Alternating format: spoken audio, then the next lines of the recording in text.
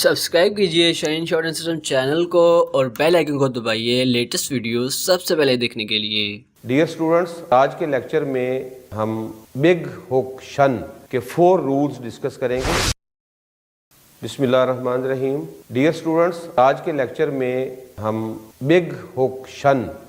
کے 4 rules discuss کریں گے۔ فرسٹ رول کہ اگر ٹی، ڈی یا جے کی سٹروکس کے شروع میں ہوک یا سرکل نہ ہو تو ان 3 سٹروکس کے اینڈ پہ شن کا ہوک رائٹ سائڈ پہ اٹیچ ہوگا۔ نمبر 2، لاسٹ جو واول ہے کسی بھی آؤٹ لائن میں یا کسی ورڈ میں لاسٹ پہ شن کی ساؤنڈ ہو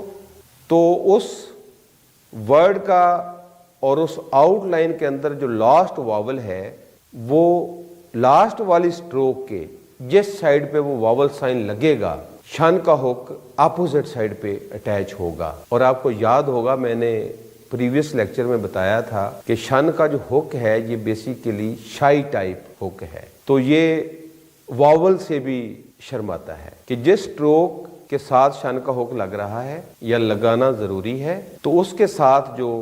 لاسٹ والا واول ہے وہ اگر سٹروک کے بیفور سائڈ پہ ہوگا تو شن کا ہوک آفٹر سائڈ پہ اٹیچ ہوگا، اور اگر وہ لاسٹ واول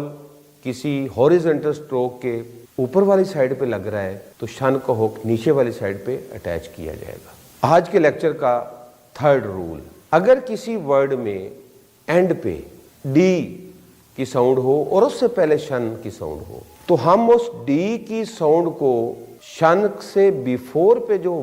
سٹروک ہے اس ڈی کے لیے ہم اس سٹروک کو ہاف کریں گے اور اس کے ساتھ شن کا بگ ہوک اٹیچ کریں گے۔ 4th رول، اگر کسی ورڈ کے اینڈ پہ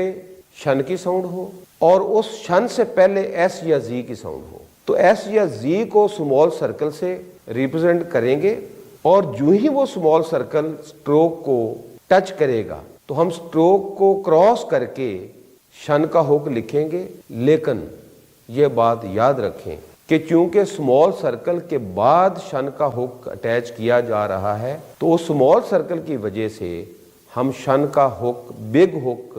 ریپرزینٹ نہیں کر سکیں گے، تو ہم اس سمال سرکل کے بعد شن کا ہوک جو ہے